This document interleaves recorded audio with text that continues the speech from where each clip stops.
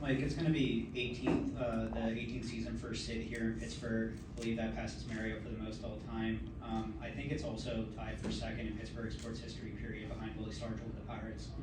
You've spoken before about being in the same sense as Mario and what that means to you, but being in the same sense as some of those other great players, the Roberto Clementes, the Willie Stargells, the Ben Roethlisbergers, I believe is who he's tied with. What does that, in addition to Mario, mean to you? Well, it's elite company, and I think that's just a testament to Sid's career and his legacy. He's deserving of being in that company. What he means to the Pittsburgh Penguins, what he means to the city of Pittsburgh, what he continues to do for our organization to help us be competitive and compete for the Stanley Cups. That's pretty elite company. Those guys that you mentioned, they're the best of the best, and I think Sid's deserving of being in that conversation. Danny?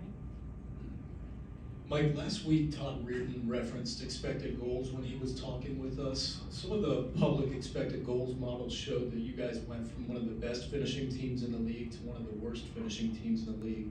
I wanted to ask if that's reflected in the expected goals model that you guys use, and if that's anything more than just pure luck. Well, expected goals doesn't reflect finishing capability.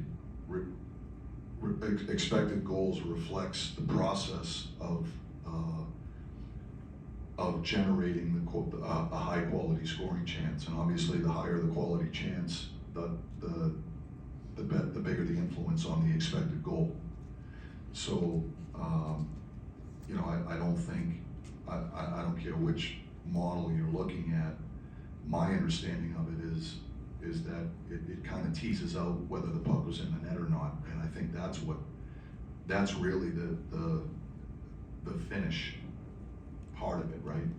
It's more about the process of developing or generating scoring chances, if you're on the power play, for example, or defending against them if you're talking about the defensive side of the puck.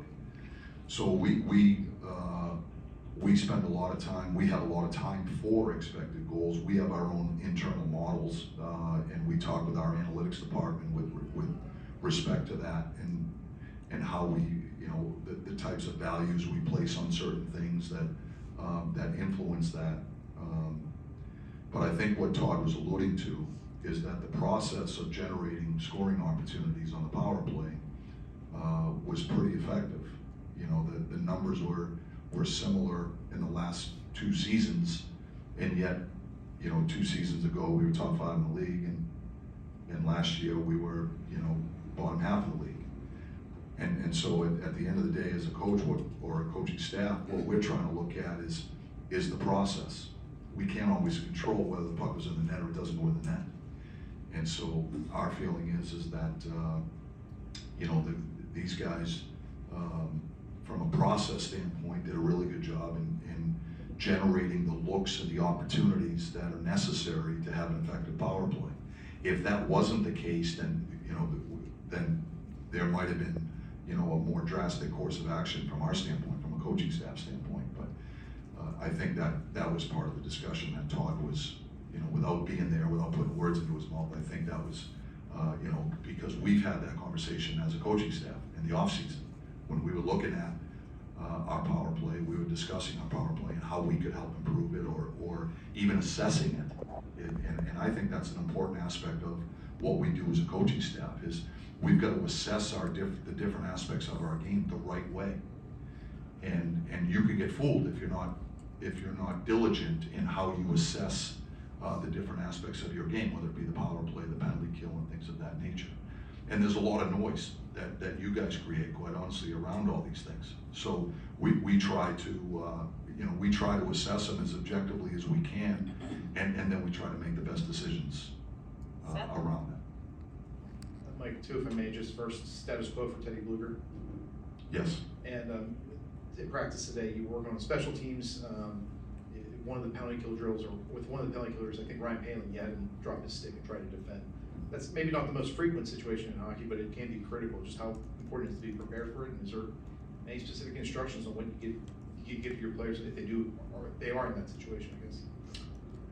Well, it happens enough that we felt it's important that we prepare for it, we prepare our team for it, and I think the most important thing is there needs to be a game plan in the event that it does occur, and so that all of us can be predictable for one another, so that as a group of 4 on the penalty kill, we have an understanding of what the game plan is in the event that that happens, and that's why we did it today in practice, so that it's just one, subtle detail that's part of a penalty kill situation. We felt as though it was important enough that we practiced it, and the reason we felt it was important enough that we practiced it is because it's a fairly frequent occurrence, and it happens different ways. Sometimes a player drops a stick, but my experience has been it's more about, with the nature of graphite sticks, they break a lot. So if a shaft of a stick gets compromised because it gets hit with a shot, then the stick breaks. Now how do we all react? So that was just something that we talked about as a coaching staff, and we're trying to make sure that all of our guys understand when that happens. Here's how we all react. Wes? Mike, going back to Sid, you often call him the best 200-foot player in the game, but Chris Letang also talked about his leadership intangibles, how a new guy might come in and he really welcomes them in. Have you ever been around a player that complete, not only on the ice being a 200-foot player, but also in that leadership regard? I've had the privilege of playing with some, really high quality players and people, great leaders. I think Sid is unique in a lot of ways, just given the type of player that he is and the stature that that he brings to the dressing room. I think Sid is very aware of the influence that he has on his teammates, and I think he utilizes opportunities in the locker room and off the ice to try to make players feel comfortable, and I think that's a great attribute that he has. But it starts with a certain awareness that he has, I think, just on how he influences people around him, and I think that's a great leadership quality to have, and so I don't know that I've been around a player like that has a certain awareness like Sid does on how he influences people around him, both on the bench during the course of the game, on the ice, but also off the ice. When you look at our locker room, certainly in my time here, on the surface, it could appear to be an intimidating locker room to walk into if you're a new player, a young player, or even veterans for that matter. There's a lot of accomplished players in that room that on the surface it could appear to be an intimidating locker room, but I think the guys that are here, and I think Sid leads the charge there, that they make sure that if someone does have that perception, that goes away fast with how they welcome players and they welcome their teammates, and they make sure that players feel comfortable in their environment, and I think that starts with him, but he has a unique ability and a certain awareness on how he influences the people around him, and I think it's a terrific leadership quality. Last question, Jason. Mike, just real quick, is Teddy even a game time decision for tomorrow, or is it safe to rule him out? We're not ruling anybody out right now.